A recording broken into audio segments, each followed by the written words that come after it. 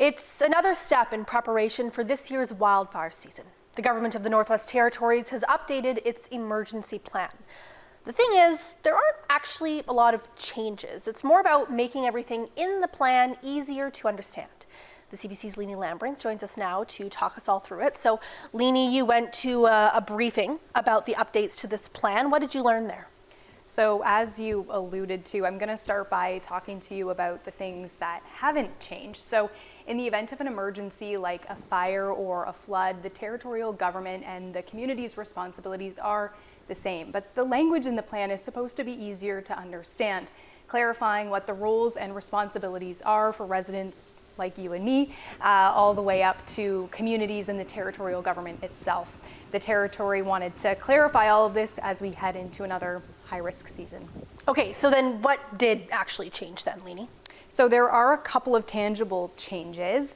Let's say there's a wildfire threatening a small community and its residents are told to evacuate to Yellowknife. The territory used to cover the cost of congregate accommodations like setting up an evacuation center with cots at the multiplex. Now it will also pay for commercial accommodations like hotels and B&Bs.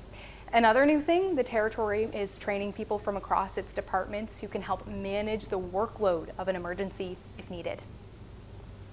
That was a big issue last year, pulling in enough staff from around the N.W.T to staff up our incident management team. Big lesson learned. Now we have a database of surge staff and we're doing ongoing training with them. King says they've identified 95 people for these jobs so far.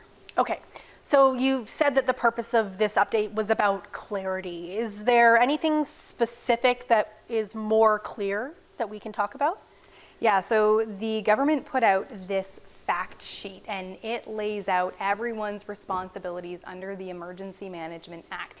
For example, a designated local authority has to prepare a community emergency plan, while it's the territory's emergency management organization's responsibility to provide a community with advice. Another thing that is made abundantly clear, what the N.W.T will and will not pay for in a host community. And by host community, I mean a place that's taking in evacuees.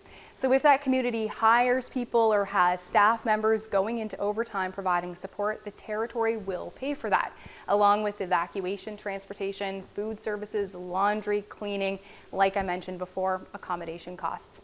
What they won't pay for are regular staff salaries, non-essential items like electronics, cultural and recreational activities, and damage to commercial facilities. Okay, thanks for breaking it all down for us, Liny. No problem.